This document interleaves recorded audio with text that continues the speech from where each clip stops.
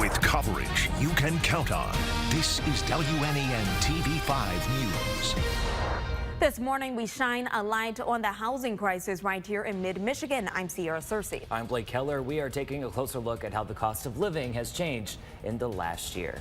Plus, how 3 children are recovering after a bonfire explosion over the weekend. It's time to wake up mid-Michigan. It's Tuesday. It's May 14th.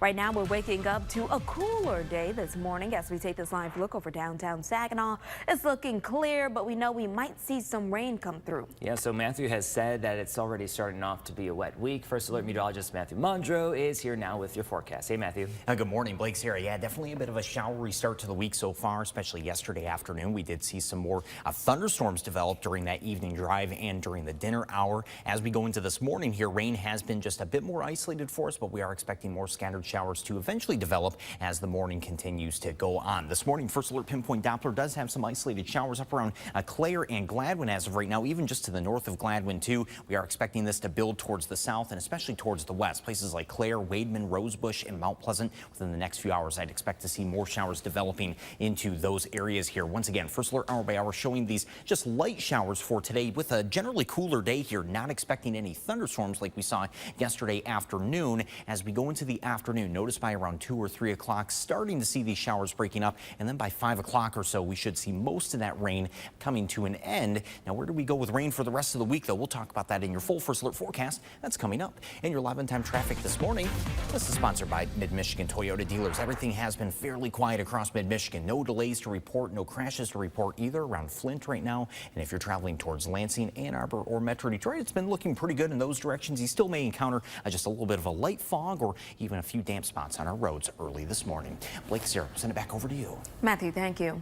US 10 is back open this morning in 1 lane in each direction following demolition of the Mackinac Road overpass. That overpass will be rebuilt with wider roundabouts. Construction is expected to end sometime in November. Well, 3 children are still in the hospital with burns after a bonfire explosion in Saginaw. Police say it happened late Saturday on Stone Street near West Genesee. The 3 were around a portable fire pit when it was doused with gasoline. 2 13-year-old boys and an 11-year-old girl all have burns. Those boys were taken to hospitals outside of mid-Michigan. A man now facing multiple weapons charges after being caught on camera in Flint Township. Look at your screen right now. This is police surveillance video from Friday night on Burnell Avenue. Police say a caller reported a man on a bike was shooting at a dog. That man took off after police found him. A canine officer found that man hiding under a truck, and officers found the man's gun in a backyard. It's been about 3 weeks since a woman was found living inside this sign at a Midland store, the Family Fare store, and it's highlighting the fact that housing just costs too much. Prices are going down in most states, but they're still higher now than this time just last year. The average renter paying about $1,500 right here in Michigan a month. Rent.com reports Michigan saw close to a 13% rent increase from last year to this year, one of the highest in the nation. A report from Michigan's campaign to end homelessness says the state has seen an 8% increase in the number of people facing homelessness. It was over 30,000 people in 2021 to nearly 33,000 in 2022. Midland police do say a contractor found a 34-year-old woman in that sign, and she lived there for about a year. Dan Streeter, CEO of Rescue Ministries of Mid-Michigan, does believe her case highlights a deeper issue surrounding housing insecurity.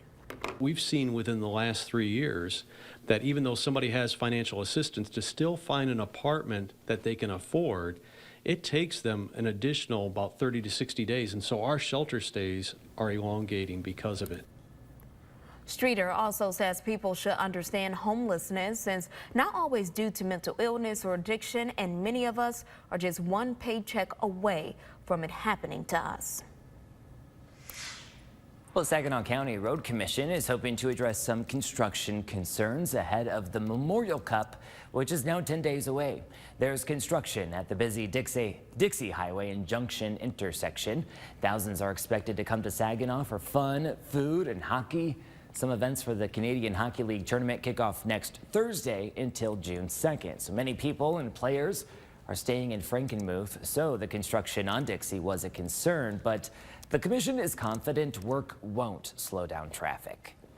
Curtis Road at Dixie will be closed during the Memorial Cup, but Dixie Highway will be open. North-south traffic will be open.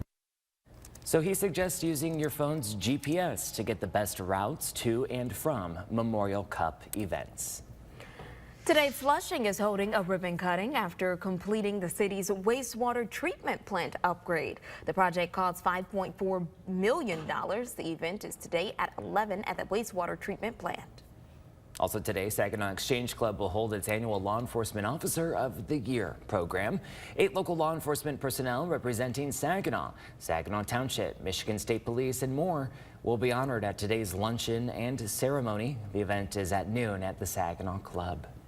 Bay City is making money available to you to help you repair your homes with funds from the American Rescue Plan. It will help you fix anything that prevents further damage and ensure a safer home. That includes installing a new roof, furnace, or heating, water heater, and replacing sewer or water lines. For more information on how you can get that money, go ahead to the hot link section of our website, WNEM.com.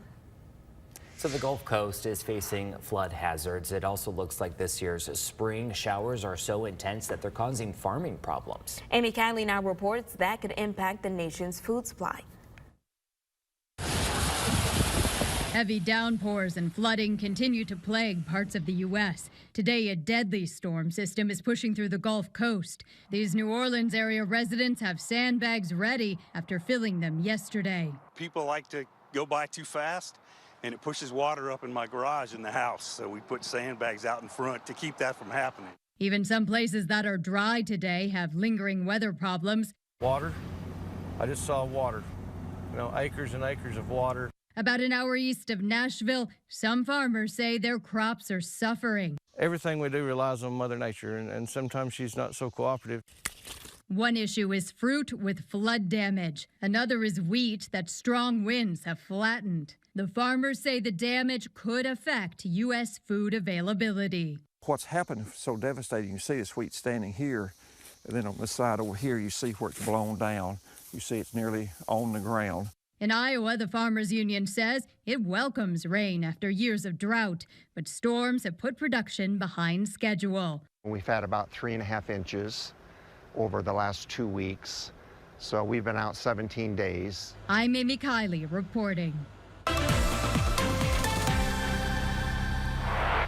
And it definitely feels like a showery start to the week here as well. As students are heading out to the bus stop this morning, you are going to expect a few more rain showers across mid-Michigan, especially around Mount Pleasant or Elma as we go through the next couple of hours. That's where we see more showers beginning to develop. By the afternoon, most of the rain done by then. But notice Saginaw, Bad Axe, some of the areas that see more rain today staying on the cooler side, only into the middle 50s. Travel forecast still looks good along I-69 from the Knapp Hyde building this morning. There has been a light fog at times. Otherwise, though, we haven't seen any delays through this area. Sarah, Blake, we'll go ahead and send it back over to you. All right, Matthew, thank you. TV5 News Time just turned 5:07.